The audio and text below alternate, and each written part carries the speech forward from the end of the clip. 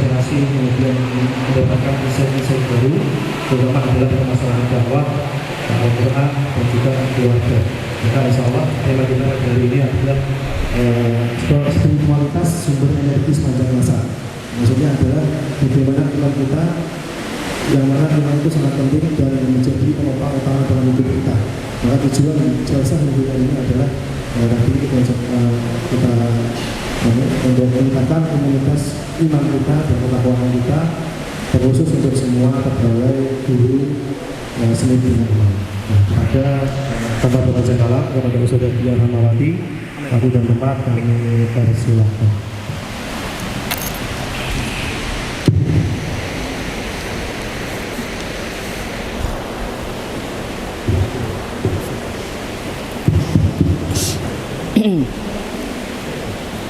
A'udzubillahi minasyaitonirrajim. Bismillahirrahmanirrahim.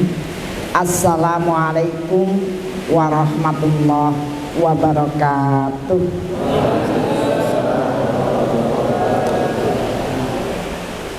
Innal hamdalillah nahmaduhu wa nasta'inuhu wa nastaghfiruh wa na'udzu billahi min syururi anfusina wa min sayyiati a'malina may yahdihillahu fala mudhillalah wa may yudlilhu fala hadiyalah. Asyhadu an la ilaha illallah wa asyhadu anna Muhammadan abduhu wa rasuluh la nabiyya ba'dah, amma ba'd.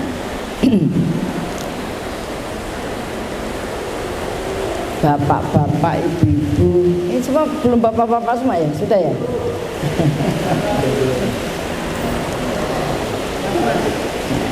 Nah, kan bapak guru ya, bapak ibu guru yang saya cintai ya.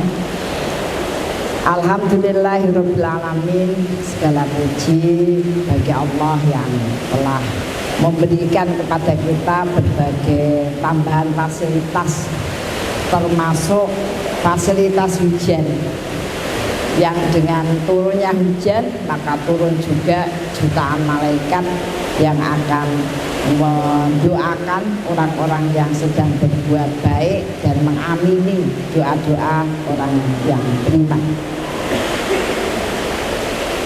Yang kedua, alhamdulillah, kira-kira ini yang paling tua saya. Oh, ada Pak Yuswa, pinten Pak? Yuswa? Oh ya podo. Saya 60 Pak, saya juga. Saya 60. Anak saya 6, menantu 4, cucu 6 ya. Jadi kalau kumpul 17 ya, 17. Oh, ini temannya Ibrahim, seangkatan di Gusul. Oh, iya, Ibrahim itu sukanya pengabdian, jadi dia turun. Tahunnya turun karena dia pengen mengabdi dulu. Bapak ibu guru yang saya cintai ya, barangkali saya itu paling senang acara ya bincang-bincang ya, walaupun ora ana sing tekon ya kan?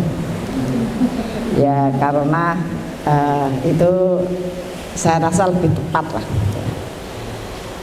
Salah satu perbedaan anak muda dan orang tua itu ada pada hikmahnya, ada pada hikmahnya. Nah, sehingga itu yang kadang-kadang tampak berbeda ya, tampak berbeda. Beberapa hal yang saya pahami dalam kehidupan, itu digambarkan kepada kita. Hidup dengan garis-garis bumi itu sangat berat karena pakai perhitungan ya. Hidup dengan garis-garis bumi pakai perhitungan dan tidak menentu. Contoh nih, kebutuhan kita dalam sebulan ya, ini baik yang sudah keluarga maupun belum, tebake yo podo kurang ya. Gaji paling kecil di sini berapa Pak Eka?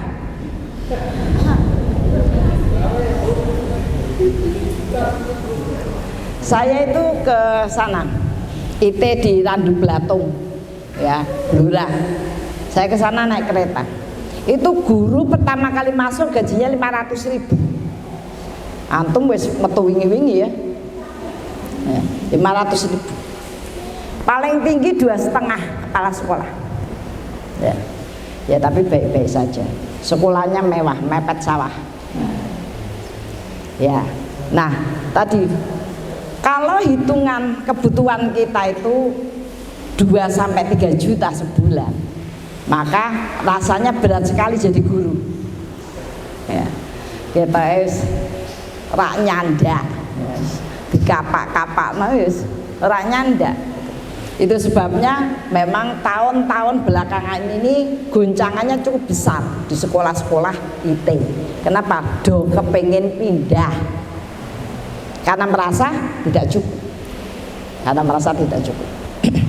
Saya itu sebenarnya bukan pembina IT, tapi kebetulan terhubung dengan banyak sehingga saya ngisi IT itu mulai dari Pekalongan, Tegal, Wonogiri. Saya jadi bingung sendiri, ya aku posisinya ke opo gitu ya. Di Wonogiri itu satu yayasan ada 400 guru. Ada 400 guru. Nah, tadi apalagi sekarang ada P3K. P3K. Ada sekolahan yang kemudian bubar. Kenapa? Karena kepala sekolah yang daftar, kepala TU daftar, guru 4 daftar. Wis entek. Sekolahnya gelontek. Ya. Nah, itu tadi bagian-bagian kehidupan bumi. Nah, yang akan kita bicarakan. Kadang-kadang orang-orang itu berpikir gini, benarkah garis langit itu ada? Saking tidak yakinnya, maka ada rombongan pengajian dari luar kota datang ke tempat saya 2 bis. Ya, saya bilang hidup itu sebenarnya sederhana saja, sampai dikatakan kalau kamu hanya punya istighfar dan berbekal dengan itu, maka hidupmu akan dijaminkan dengan itu. Ya, dijaminkan rezekinya dan dijaminkan bisa bayar utang. Tak tanya, jenengan percaya apa tidak? Kabeh jawab tidak. Piye gitu. Iki gurune sing ndi iki. Saking ya data dunia itu terlalu banyak kita lihat. Nah, saya tak berbicara dulu sosok-sosok yang oleh Allah dikaruniai garis-garis langit. Sederhana saja. Saya banyak ketemu orang-orang biasa. Karena ada bagian kelompok pengajian saya itu berisi pembantu rumah tangga. Pembantu rumah tangga dan orang-orang yang bekerja tetap, ora bekerja tetap ya tetap bekerja. Serabutan. Suatu saat ini ibu yang kerja serabutan itu sampai sore pulang dia jalan dihitung dapat uang 30.000, sampai di rumah kos-kosannya itu kontrakannya bedeng lah ya gitu. Kemudian dia ketemu sama tetangganya, kemeh melu tilik pora, ada warga RT yang sakit, maka dia langsung melu. Penting wi, kata dia gitu. Karena ketika pengajian dia diberitahu bahwa bagian yang akan mendatangkan ya garis langit itu tadi berbuat baik, menengok orang sakit. Karena apa? Di sisi orang sakit itu ada Allah. Dan Allah akan mengangkat beban orang-orang yang meringankan beban orang sakit itu. Nah, batin ini penting ya. Wis urip angel ya kan, rasane ben entek. Dia bertanya, urunane piro? Katanya gitu. Ora alah sing nunut wong kan ngerti aku ora duwe ndak. Dia bilang urunane piro? Ya. 10.000 buat angkot, 10.000 buat oleh-oleh. Batine ijik turah 10.000. Ya kan? Wis sayem. Ternyata sampai jalan angkotnya mogok. Angkotnya mogok tuh ibu-ibu sak RT itu. Kabeh meneng wae, tebake mogoke suwe, dadi kepanasan. Orang kan mikir meh tuku es dhewe, kita ora enak mbek kancane, meh nukoke es kabeh lan entahe piro. Maka masing-masing diem. Orang ini piye kok do meneng kabeh. Akhirnya mengeluarkan uang 10.000 itu.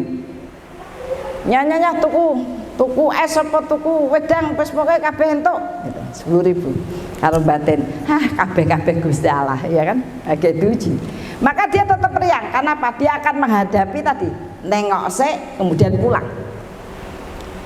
ya melakukannya wis genteong ya wis bayang ke orang mangan sampai di depan kontrakannya itu ternyata ada berkat.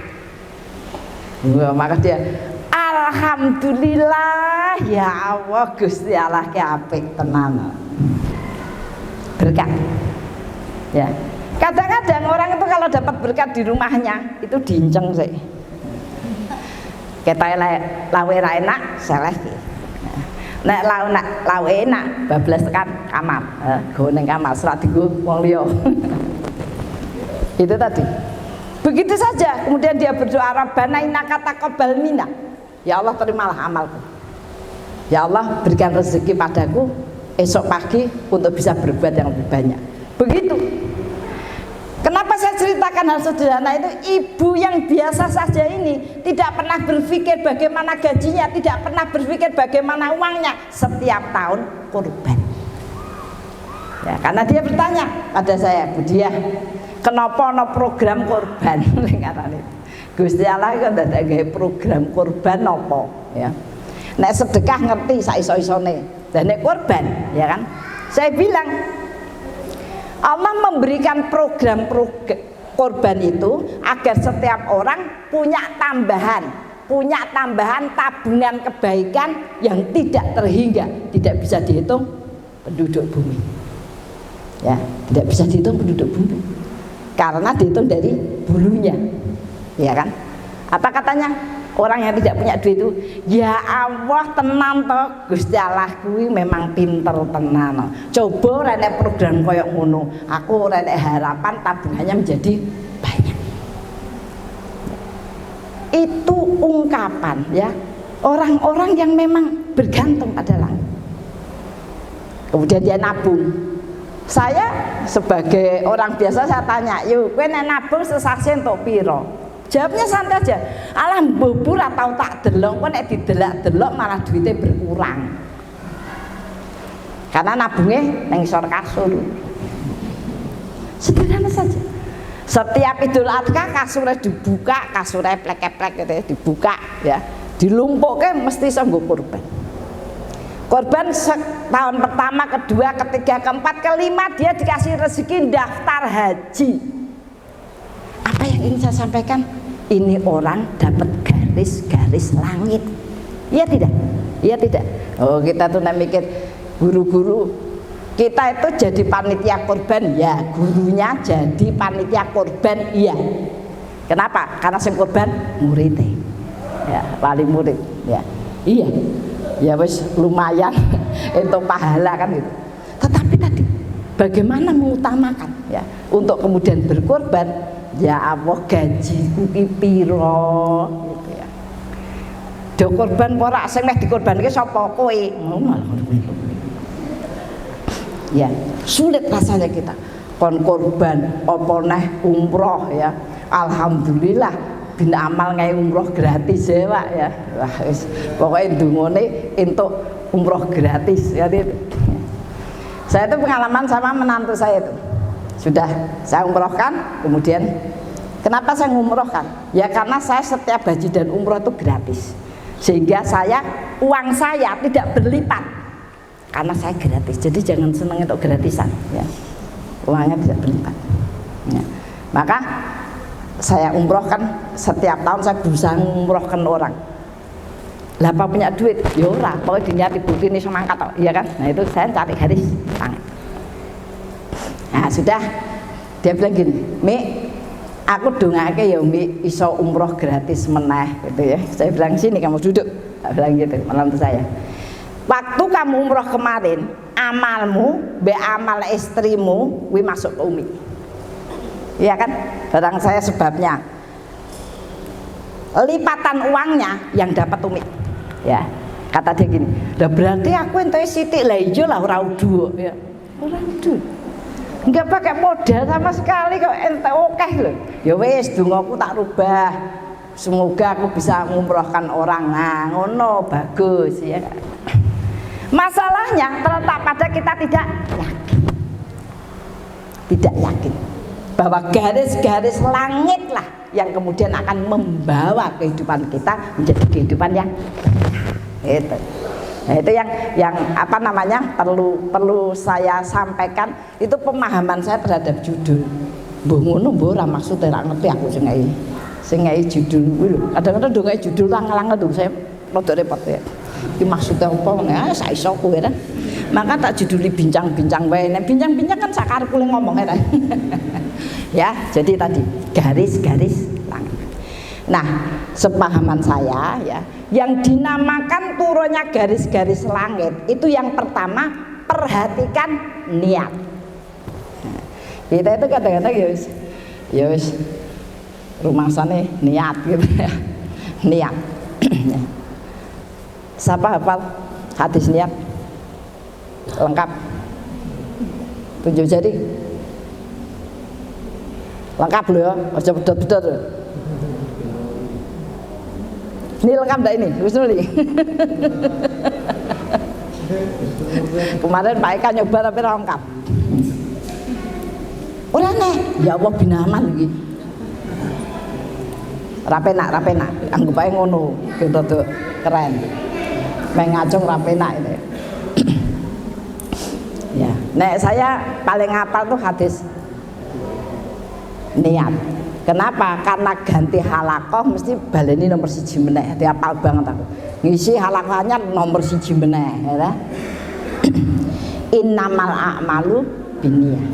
Wa innamal likulli imri'in ma nawa. Faman kanat hijratuhu ilallahi wa rasulihi fa hijratuhu ilallahi wa rasulihi.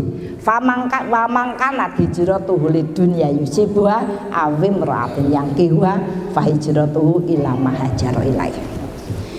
Salah ya ora wani nyalahke ya. Wis pokoke niat. Unsur niat itu 1 perintah. 2 tata cara yang benar. 3 tertib. Ya. Jadi kalau kita melakukan segala sesuatu itu nggak ada perintahnya, ya. Nggak ada perintahnya. Biasanya kalau nggak ada perintahnya itu ya tata caranya ya ada cetok. Ya. Misalnya contoh nih, ada tugas baca Quran sehari 1 juz. Itu ya ono sing gremeng gitu. Kok ndadak dibatasi 1 juz ngopo to, sing penting kan maca sih. Pokoknya setiap hari baca oke. Yang bilang kayak gini tuh biasanya tiap hari juga nggak baca. Niat, itu ada perintahnya loh ya. Khatamkan Quran dalam waktu 1 bulan. Maka sahabatnya betul, kami lebih dari itu. Kalau begitu khatamkan dalam waktu 10 hari. Kami bisa lebih dari itu. Kalau begitu khatamkan kan begitu. Itu perintah. Tata caranya benar. Tata caranya benar itu ya dibaca, aja dibatin, mau dibatin. Ya. Saya itu ngisi ya dokter spesialis. Dokter spesialis itu minta ngaji. Saya bilang mau saya buka, dia bilang begini, Bu Diah nggak ada baca Qurannya nih. Saya bilang mau, oke. Saya bilang gitu, baca Quran itu bacaannya rak karuan kabeh. Itu dokter spesialis itu ya memang ya bukan ahli Quran. Terus dia bilang gini, biasa dia aja bener ke oke. Dia tiba-tiba dia bilang gini, Bu Diah kok bacaan Quran saya kayak gini ya, katanya gitu.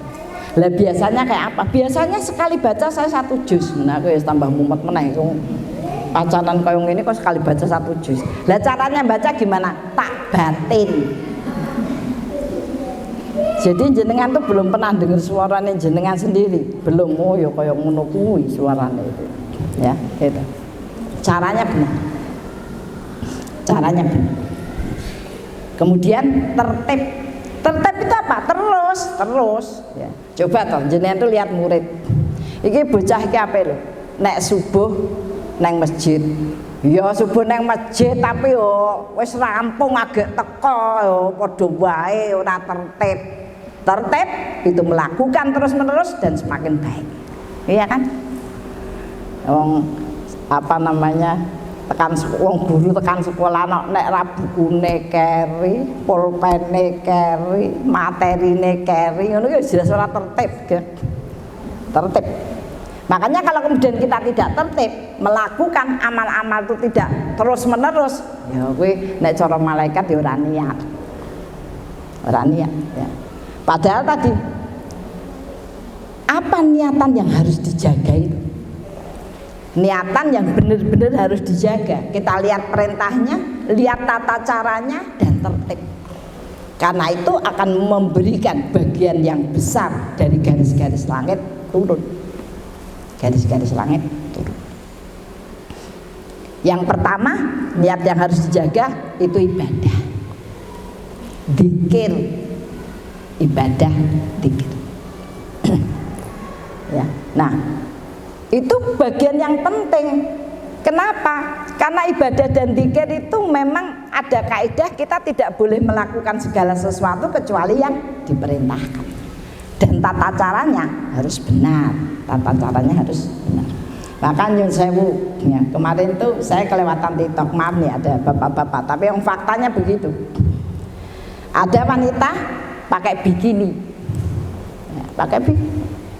Biasa saja mereka itu. Kemudian ada seorang laki-laki datang ngasih uang 150.000. Kamu mau? Katanya. Oh iya aku mau, nanti dulu baca sholawat dulu, kata dia. Dan ternyata wanita yang berbikini tadi itu bisa sholawat panjang dan suaranya bagus. Maka saya mikir-mikir ini maksudnya apa TikTok itu ya? Mungkin mau mengatakan makanya ya jangan suudon. Walaupun mereka itu kemana-mana berbikini tapi sholawatnya panjang. Mereka tidak tahu bahwa amal yang punya nilai, satu ada perintah, dua tata caranya benar. Tata caranya benar, ya. Nah itu yang kemudian akan mempunyai nilai, berefek, ya, berefek pada ketenangan, pada kebahagiaan, ya, dan lain sebagainya. Makanya tadi ibadah dan dzikir, ya, itu akan membentuk sebuah magnet, ya, magnet kepribadian, ya. Garis langit dari magnet kepribadian dari ibadah itu tadi apa? Ya, dia didekatkan dengan kebaikan dan orang baik, dijauhkan dari kejelekan dan orang jelek, dan diberikan rezeki yang karim, rezeki yang selalu bisa menambah kebaikan. Ya, makanya ya saya sering contohkan karena itu ya nyata gitu aja. Anak saya itu tanya begini, Umi, aku tuh sekarang dapat temen kurang bagus, kata dia gitu. Lah kenapa? Dia itu ke tempat kosku terus cerita sampai lama, sampai aku tidak bisa ngapa-ngapa. Nggak bagusnya itu apa? Ya. Dia kerudungan cantik, ya, tapi sukanya goda laki-laki. Udah tak bilangin, kamu tuh ngapa tuh kayak gitu? Nah, ternyata dia katakan itu program pengiritan anggaran. Ngajak makan siang, ngajak makan malam, kan terus anggarannya kan ngirit, ya kan? Maka kemudian saya komentari anak saya itu, oh itu magnetmu kotor itu.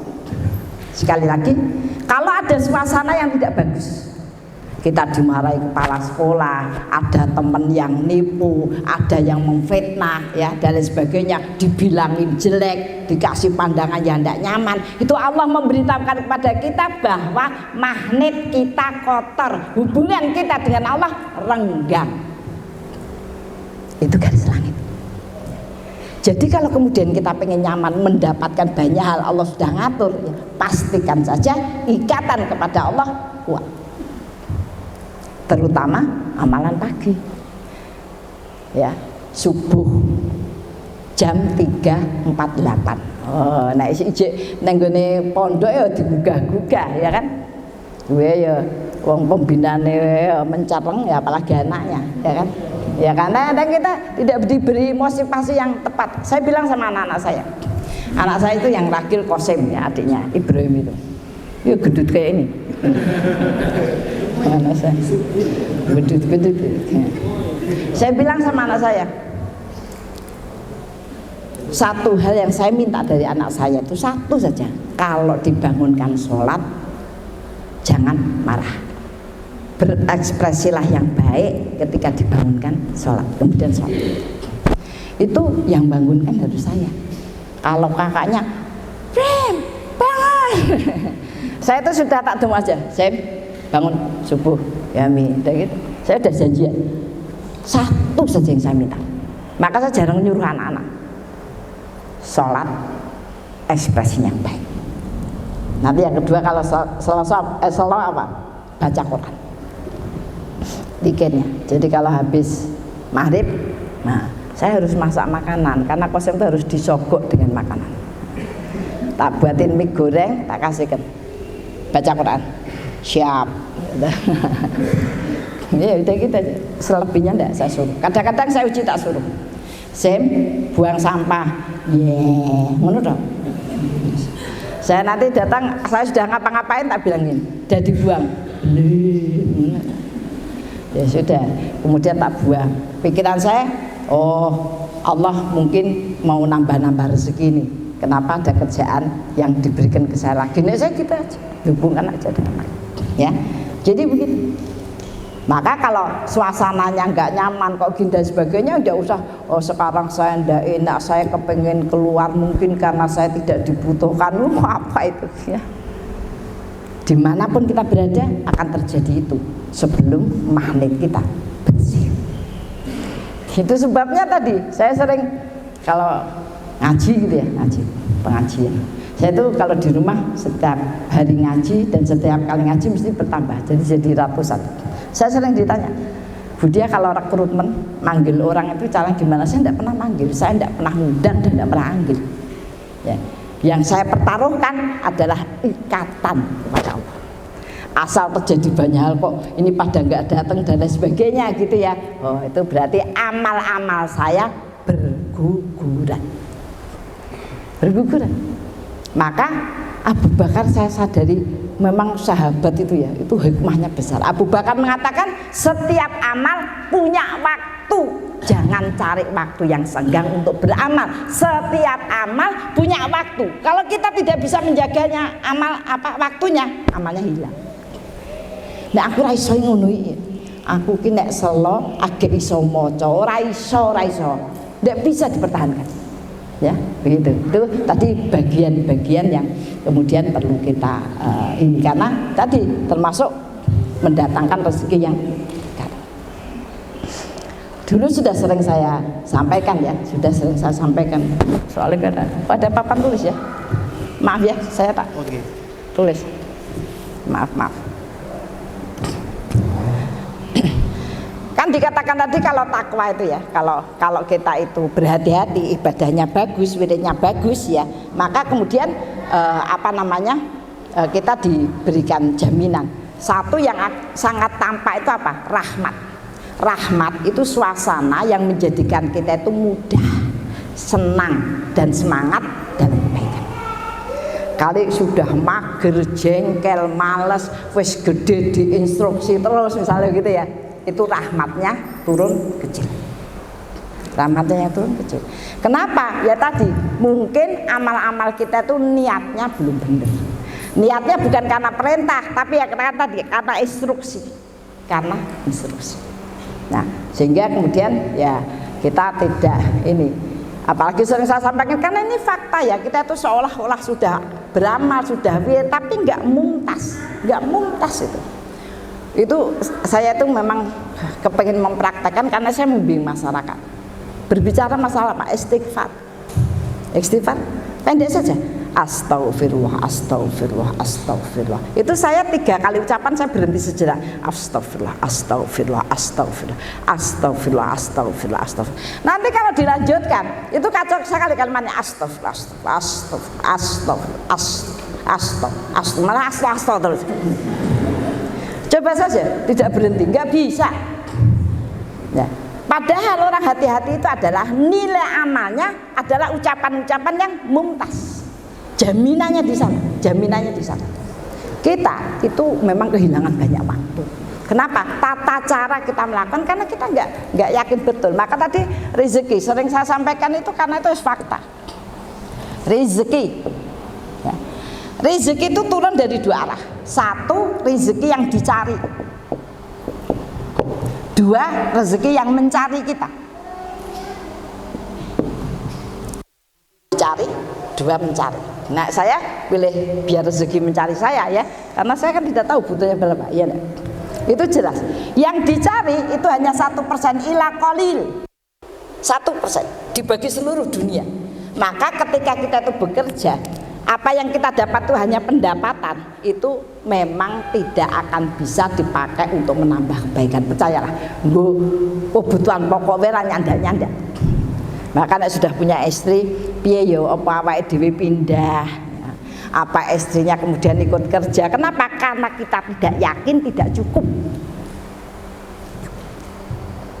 Nah, yang kedua adalah rezeki yang mencari kita. Itulah tasib 99% suruh ambil satu lewat iman.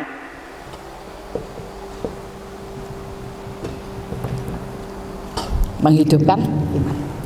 Salah satunya lewat ibadah dan zikir. Gitu. Maka saya begitu, saya tuh uji coba. Saya tuh tidak punya penghasilan, kalau saya tidak kerja loh saya, tidak punya penghasilan. Tapi program kebaikan saya, program-program yang menurut saya akan memudahkan kehidupan saya banyak. Termasuk saya itu sedekah hadiah pada seluruh anggota Majelis Taklim se-Semarang. Awalnya Mei itu saya mulai sedekah, itu saya belanja 1 juta, 2 juta setiap minggu. Sekarang saya belanjanya 5 juta. Karena apa? Setiap minggu itu. Karena Majelis Taklim pada Mita Budia, masjid kami belum dapat hadiah dan sebagainya. Dan bisa. Kenapa? Karena yang saya ambil adalah garis langit. Kalau dihitung duit itu sudah tidak mungkin ya, tapi itu bagian. Maka sering anak saya itu segini, Umi itu loh buat program macam-macam. Memangnya Umi punya duit? Enggak. Ya. Nah, tentang bikin itu ya, tentang iman itu, saya memang mendidik anak saya untuk membuktikan. Saya bilang kalau Ramadan karena dilipatkan 700 kali lipat, saya bilang gini, sudah hampir Ramadan, barang siapa membaca ya 1 hari 3 juz, khatam 3 kali, saya kasih hadiah 1 juta dan kelipatannya. Anak saya 6, menantu 4, sekolah pondok kabeh. Tentu saja mereka itu kapasitas untuk khatam 6 kali lebih itu tinggi sekali. Anak-anak langsung bilang gini, emang Umi punya duit? Saya bilang enggak. Beramallah maka Allah akan datangkan rezeki itu. Berkali-kali saya laksanakan itu agar anak-anak tahu bahwa sumber rezeki adalah kebaikan-kebaikan yang kamu lakukan. Kebaikan yang banyak hanya ada di satu tempat, yaitu Al-Quran. Karena 1 huruf 10, kalau apa Ramadan 700. Khatam 1 kali itu kalau hari-hari biasa dia diberikan oleh Allah menabung kebaikan sebanyak 3 juta kebaikan. Kalau Ramadan 2,1 miliar. Wis tak hitung. Itu tidak pernah saya lewatkan. Kenapa? Saya punya kewajiban membekali anak dalam 1 tahun itu dengan kebaikan yang banyak. Gitu. Nah, berarti nek dimingi-mingi ngono nanti pengennya materi ndak juga. Perbandingan Allah memberikan pahala 2,1 miliar, aku juga 1 netok 1 juta ya kan. Dan itu yang mencari mereka. Maka ada anak saya itu keluar dari kerja gegeran sama direkturnya.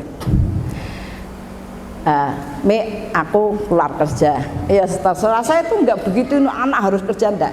Nek kamu enggak kerja, baca sehari 3 juz. Saya bilang gitu. Ya wes aku nanti tak golek kerja lagi. Ya, tapi bener, orang bener ya kan balapan sama saya. Kenapa? Ya saya tadi untuk bisa menghasilkan kebaikan yang banyak gitu. 2, sibuk amal soleh. Kalau ini menghidupkan, ini amal soleh, sibuk.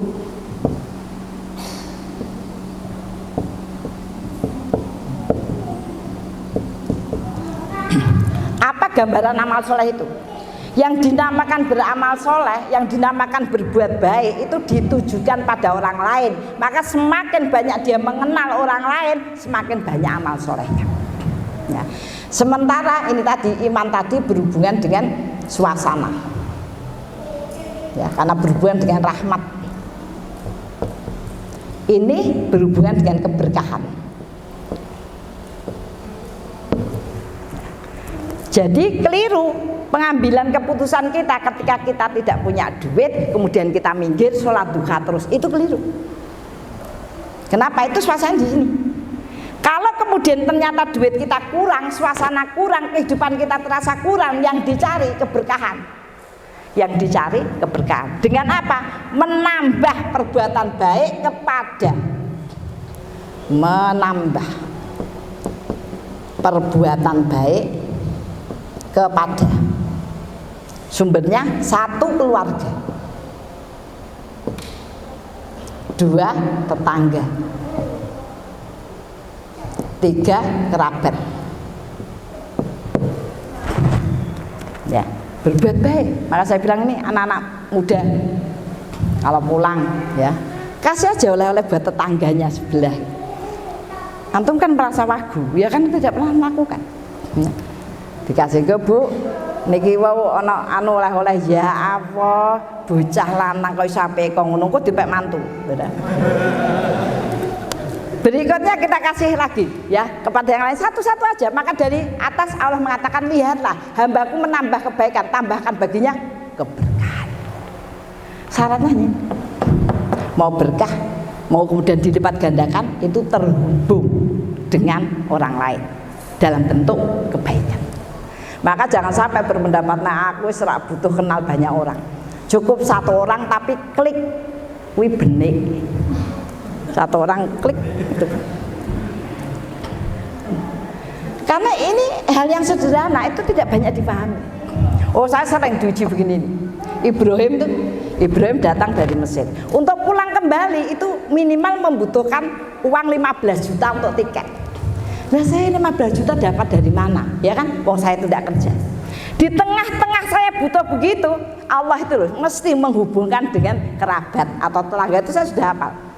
Kerabat Pak Jubair, keluarga Pak Jubair dari Kudus ngebel, "Lek, digoleki mae." Yo, ketika saya harus ke Kudus, itu saya harus menyiapkan yang namanya oleh-oleh dan sangu untuk semua keluarga. Karena nenek berita diumumkan yang keluarga, lek dia meh neng Kudus tuh kabeh wong neng omah kerja lho Pak Ijin. Karena lek dia meh teko, itu sudah saya paham. Kata anak-anak begini, apa Umi itu harus selalu bertanggung jawab pada banyak keluarga? Karena anak-anak tuh tahu saya itu tidak kerja. Saya bilang ya enggak lah, tapi itu peluang. Peluang untuk apa? Keberkahan. Ya, maka saya ke Kudus, udah semua tak bagi. Ya. Anak-anak sudah bilang gini, Umi habis berapa? Ngapa tanya-tanya ya kan? Kan tak penting, saya juga tidak mengurangi hak mereka. Mi mampir makan, oke, wis tak ngono gitu. Ya. Tahu habisnya berapa? Saya ninggali pulang sak pirang-pirang tuh, ninggali habis uang 2 juta. Saya sampai rumah jam 5 sore. Habis maghrib ada tamu ngasih uang 20 juta. Saya bilang sama Ibrahim, "Nyoh, tuku tiket." Saya bilang gitu. Mau? Itu keberkahan. Kita itu ya, sampai kadang-kadang kita itu diuji. Sesuatu yang berat kita keluarkan itu nilainya tinggi. Maka kita itu ya, maaf nih, mau minjemi siapa? Besti. Ini bapak-bapak itu di besti pada. Besti. Aku pinjem temannya, ya wis rak popo. Enteng saja kita rak popo. Aku urung iso bayar, wis rak popo, rasa dieling-eling. Ketika yang minjem itu kerabat, ketika yang minjem itu tetangga, rasanya berat. Kuwi wong kuwi senengane nyileh kok. Sesuatu yang berat, ingat nilainya besar.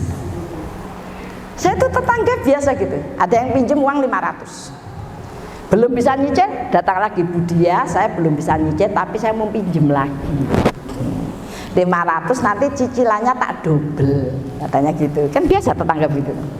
Saya bilang, Bu, jenengan timbang ketemu aku melayu-melayu malah tiba, sudahlah. Yang 500 itu saya bebaskan, saya sedekahkan. Berarti sudah lunas, Bu. Berarti langsung bisa minjem lagi. Enggak, saya bilang gitu. Ya. Itu kita harus baik-baik. Kenapa? Ya cita-cita tangga, sumber keberkahan tadi. Saya tuh kalau sudah kesulitan uang, itu saya langsung berkonsentrasi. Ini mesti ada sesuatu yang terlewatkan, yang biasa saya kasih dan sebagainya terlewatkan, Allah hentikan. Ya monggo jenengan percaya apa tidak, tetapi itu adalah bagian kehidupan. Kenapa saya melakukan itu? Saya ini pembina. Jadi saya harus memberikan bagian-bagian masukan untuk memberkahkan, termasuk garis-garis langit. Anak-anak saya itu ya, sekarang saya mengeluarkan program lagi, mensubsidi beras setiap kilo 2.000. Anak-anak saya itu, itu loh, kita tuh sudah pusing lihat tuh milih, ya ngopo ya, mikir uripe awake dhewe ora iso mikir aku. Saya bilang ora iso mikir aku. Saya itu punya keyakinan setiap kebaikan yang kita canangkan dan kita kuatkan dalam posisi ya langitnya, insya Allah akan tercapai. Ya. Dan itu saya perkara hadiah itu. Kalau dihitung dalam 2 tahun itu sudah miliar. Dapat duit dari mana saya? Buktinya jalan. Nah, ada beberapa anak-anak kiai itu yang datang ke rumah. Ya. Wah, tanya macam-macam. Saya cerita terus dia bilang, Bu Dia, saya mau tanya. Bagaimana caranya punya keyakinan kuat seperti Budia? Kata dia, lah kowe iki hafal Quran, itu hafal Quran semua itu ya, kowe iso ora punya keyakinan kuat. Ya, jadi tadi saya simpulkan, anak muda dan orang tua itu bedanya di hikmah. Hikmah itu apa? Ketepatan memilih kebaikan yang kemudian menjadi momentum untuk melompat. Ketepatan memilih, ya, ketepatan memilih. Ya, jadi itu tadi perlu dipahami. Kemudian yang ketiga, jihad. Jihad dalam bahasa kita itu adalah momentum. Yang namanya momentum itu sesuatu yang bisa kita pakai untuk meloncat, itu momentum. Ya, makanya saya itu kalau lihat televisi paling seneng lihat apa? Ninja Warrior. Kenapa? Semangatnya tuh dalam 2 menit loh orang bisa melakukan banyak kerjaan ekstrim, anak kecil-kecil. Selalu dikatakan mereka yang berhasil adalah mereka yang bisa memakai momentum untuk melompat. Allah kasih itu momentum. Setiap minggu kita diberi momentum hari Jumat. Dalam rangkaian 1 minggu pastikan Jumatmu itu amalnya paling tinggi. Lah kok malah lali nek dina Jumat. Bareng wis tekan sore, ya Allah iki mau Jumat yo, malah Jumat. Jumat mangkat. Astagfirullahaladzim iki dina Jumat to, malah Jumat. Momentum. Makanya pagi hari habis subuh atau habis sholat malam, ya, salah satu ciri khas Jumat yang banyak itu kita mulai dengan surah Kahfi, As-Sajdah, Ar-Rahman, Al-Waqiah, Al-Maksur. Lebih banyak lah Jumat, ya kan, Jumat. Kalau antum pengen tahu 1 minggu itu momentum itu antum bisa lakukan untuk meloncat, perhatikan Jumatmu. 2, momentum dalam 1 tahun itu ada pada Ramadan. Momentum amal yang yang bentuknya amal itu ada pada umroh dan haji. Itu momentum. Momentum itu apa? Meninggikan harga kebiasaan kita beramal. Itu momentum. Nah, kalau dalam bahasa bangsa momentumnya apa? Pemilu. Lo tenanan aku ora kampanye, ya kan? Bagaimana mungkin itu tidak terpikirkan? Itu bahasa bintang film India itu ya. Siapa itu? Semua orang itu setiap hari ngomong mempertanyakan banyak sesuatu. Ya, mempertanyakan ya tentang gaji, mempertanyakan baju ini apa tidak, sepatu apa tidak, sampo, semua orang tanya. Tapi ketika pemilihan pemimpin orang nggak nanya dari mana asalnya, apa amalnya, apa kebaikan yang telah dilakukan, orang nggak nanya. Padahal itu bagian penting yang akan membawa dampak kehidupan kita di masa yang akan datang. Enggak nanya, malah orang milih. Ya. Saya tuh bilang sama Kosim, Sem, kamu WA teman-temanmu, ya, pemilu, ya bilang gitu. Masalahnya anak-anak muda itu ndak mau milih. Saya bilang ndak apa-apa di WA. Kamu milih ndak? Oh ya ndak apa-apa. Tapi ibuku pilihan. Ngono wae tok. Engko tak jajake mie kopiok. Ngono apa? Ya.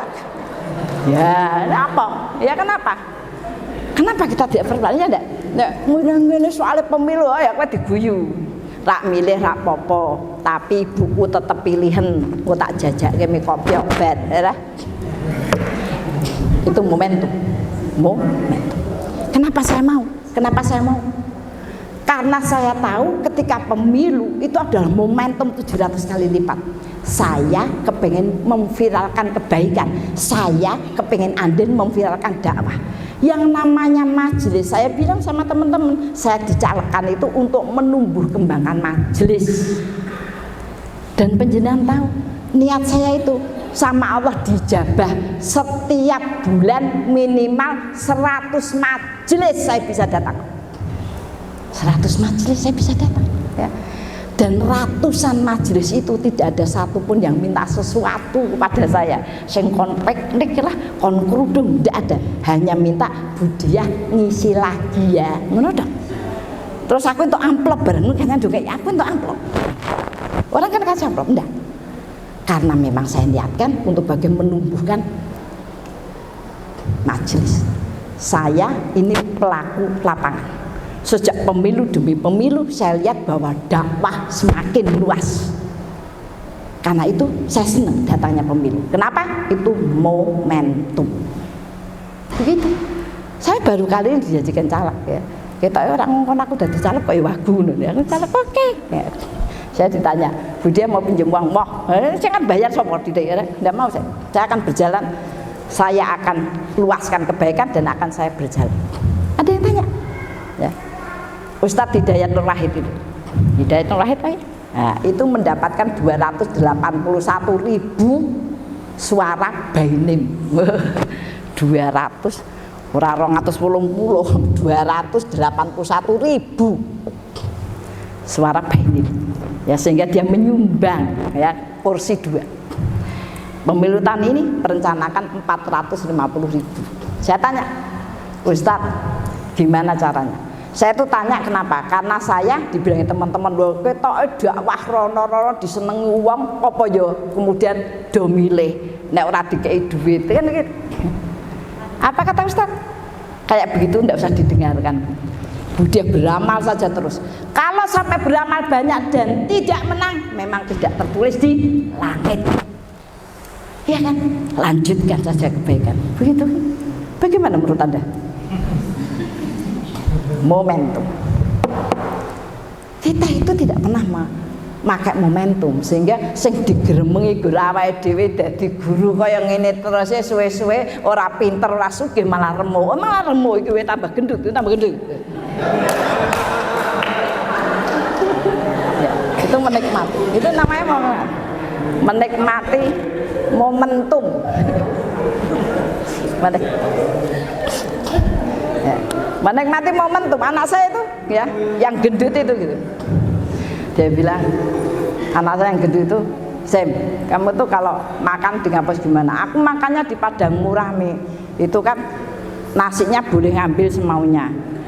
Terus dia ambilnya sambel enggak pakai lauk, sambel. Jadi bayarnya 5.000. Astagfirullahaladzim. Jangan ngisi-ngisi terus. Karena memang dia nggak suka lauk, sukanya sambel. Ya Allah. Ngono ra kon dadi wis walaupun dia tidak pernah makan lauk enak-enak, dia kelihatan bahagia. Kenapa? Ketemu nasi sama-sama. Zaman dia SD, kalau tak bawain sangu nasi, nilainya 10. Nek ora tak gawain nasi, nilainya jelek. Itu anak saya itu, ya. Jadi memanfaatkan momentum. Momentum apa? Boleh ambil nasi semaunya, itu bagi dia momentum. Jihad, ya. Apa yang dinamakan jihad? Jihad itu adalah diberikan suasana yang berat. Jangan salah paham, itu mau dilejitkan. Kita ada suasana berat sedikit, lah iya tugas terus. Ya. Gaji rak ditambah, ngono ra iso mulya, tidak. Ketika kita diberi suasana yang berat, bersiaplah. Ya, wayahe mulya. Itu catatan wayahe mulya. Berat dalam jiwa. Berat dalam pikiran. Berat dalam fisik. Sekali lagi, jihad yang akan dilipatkan ketika sudah mengalami suasana yang berat. Kalau jenengan santai-santai, nah aku ya wegah napa ora tugase dikerjake. Tugase wis ora iso ngayahi wis tidak akan terjadi momentum. Ada orang yang hidup itu biasa terus enggak pernah melejit. Ya. Kenapa? Tidak suka yang berat-berat. Padahal yang namanya ujian itu sunatullah, pasti terjadi. Jangan pernah berdoa, ya Allah janganlah engkau kirimkan padaku ujian. Nek jenengan berdoa tidak mau ujian, itu berarti waktune wis cedak. Ya. Jadi saya itu sudah siap-siap dan sebagainya. Nggak suasana berat itu wah, saya berdoa untuk dikuatkan, bertahan untuk dikuatkan. Kedua, suasana kehilangan.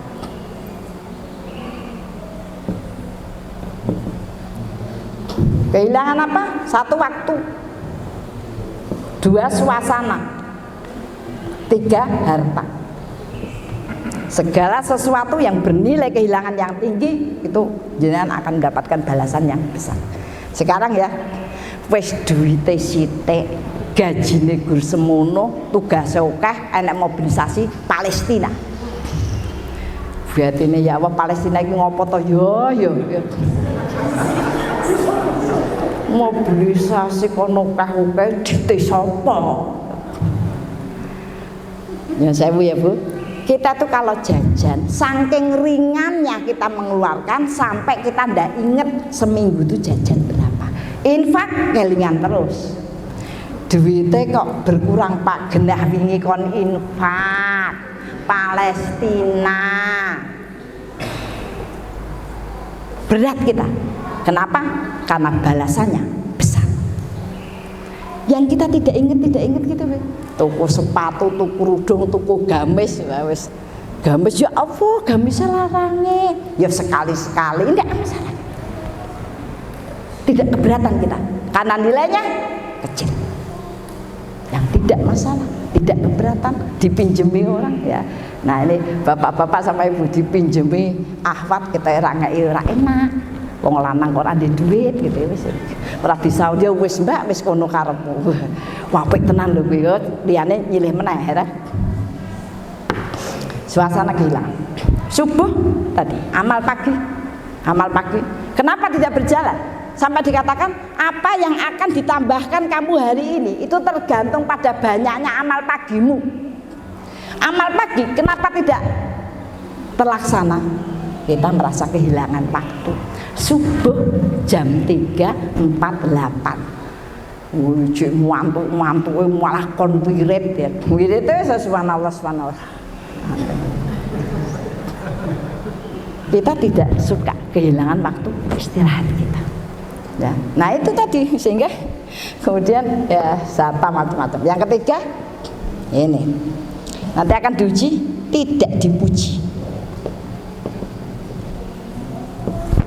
Tidak dihargai. Wah ini, wah pas kuwi.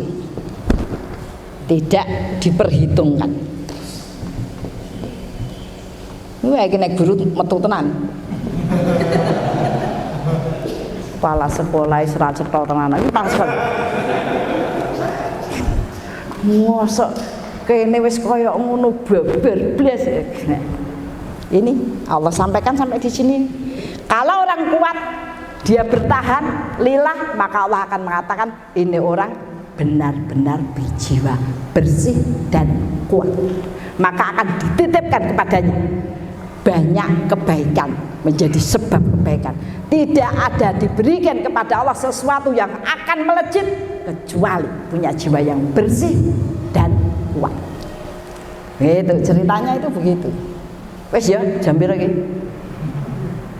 Wis jam 5 mati. Wong masjid jam iso mati.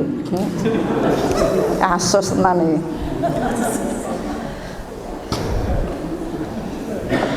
Jam piro, Pak? Wah. Oh, setengah 3 ya. Wis wayahe bar. Saya jam 4 ada acara di Tegasari. Ini desel-desel soalnya ya acaranya itu, ya. Jadi begitu ya maksud saya, antum itu berada pada kondisi yang dekat dengan kebaikan, dekat dengan kemuliaan. Ya masalah itu tadi, ora mulya ora apa-apa, malah ora mulya ora apa-apa ya. Nek aku ki ya sing penting nek kono apik aku luwih apik. Nek kono ora menghargai oh delok aku ya iso luwih elek. Kuwi nganggo hati sapa? Urip prasto. Lah itu loh, kok saya itu anak UNES ya wis lulus ya. Itu dia kenapa datang ke saya karena memang dia terganggu jiwanya sendiri. Dia bilang gini, Bu Dia saya minta nasihat. Saya lama-lama terganggu dengan diri dan pemikiran saya. Lah kenapa? Saya itu punya sahabat dan mengkhianati saya. Laki perempuan, saya bilang gitu. Perempuan Bu Dia jangan salah sangka. Perempuan. Terus kenapa? Jadi saya itu kalau mendengar namanya disebut, padahal maksudnya bukan itu. Ya, itu sesak. Nah, kan kasus, sudah kasus. Oh, ya. Terus tak tanya, lah memangnya apa pengkhianatannya kok sampai begitu? Apa dia jawab? Karena dia bersahabat dengan orang lain. Astagfirullahaladzim, la haula wala quwata illa billah. Tonduk, saya bilang gitu. Ya kan? Diperintahkan kepada kita untuk banyak teman, biar punya kebaikan yang banyak. Kamu tuh hidup pakai landasan apa? Ya Bu, mungkin saya salah, tapi itulah saya. Begitulah dunia zaman sekarang. Ya, jadi kalau kemudian kita merasa bahwa kita bisa hidup dengan diri kita, kekuatan kita, pengalaman kita, maka kita akan hidup dengan suasana dunia yang serba tidak menentu. Hal yang sangat pasti itu adalah hal yang dijanjikan Allah pada kita. Nah, untuk itu marilah kita coba. Satu lagi, kenapa ujian itu menjadi terasa berat? Itu karena dua hal. Satu, karena godaan setan. Perlu diketahui, setan itu menggoda kita agar jauh, ya, kemudian agar rusak agama kita, agar jauh berpaling rusak agama kita. Jadi kalau kita tuh kepengin banyak hal, ngono iku ora diganggu setan, itu nafsu. Ibu-ibu tuh kalau masuk toko, a'udzubillahi minasyaitonirrajim. Ya. Nah, tapi gangguan nafsu ya, nafsu yang tidak dilatih. Ya kan? Ya kan? Inna nafsa la amaratu bisu illa ma rahima rabbi. Nafsu itu mengajak terus pada kejelekan, kemaksiatan, kecuali nafsu yang dilatih. Dilatih ojo nesu, ya kan? Dilatih ojo nesu, dilatih bermuka berseri. Lah anak sekarang itu ya begitu ya. Menantu saya itu bilang begini, Umi ya, kalau jadi menantu Umi aku tahu pasti banyak perhatian ditujukan padaku, lebatinku ya GR ya. Tapi aku tetap akan menjadi diriku sendiri. Aku tidak mau menjadi orang munafik. Ya, tak bales sih. Menjadi lebih baik itu bukan kemunafikan. Menjadi lebih baik itu bukan kemunafikan. Dia bilang gini, aku tidak pernah menang kalau ngomong sama Umi. Oh jelas salah ya kan. Enak aja. Gayanya saya tidak mau jadi munafik. Opo ya. Wih, mesti pelajaran ini salah ya kan. Menjadi lebih baik bukan ya. Jadi cobalah kita latih ya, kita latih. Wong kowe iki jare nesu ya, malah guyu ya kuwi latihan malah seneni ya. nek aku toh moh ya. Nek aku nek nesu ya nesu, nek bar ya bar, tebake ora bar-bar. Karena bar nesu meh guyu, seneni meneh dadi nesu meneh. Begitu fastabiqul khairat. Mudah-mudahan semua hal yang kita upayakan menjadi bagian-bagian nilai yang baik. Percayalah, hanya garis-garis langit yang menjadikan kita bahkan lebih dari yang kita sangka. Maka banyak kalimat yang mengatakan ketika kamu yakin maka lakukan terus-menerus sampai suatu saat bahkan kamu tidak bisa membayangkan perubahan yang secepat itu ya. Fastabiqul khairat al-haqqu mir rabbik wal takunanna minal tarim. Minkum. Assalamualaikum warahmatullahi wabarakatuh. Jazakumullahu khairan.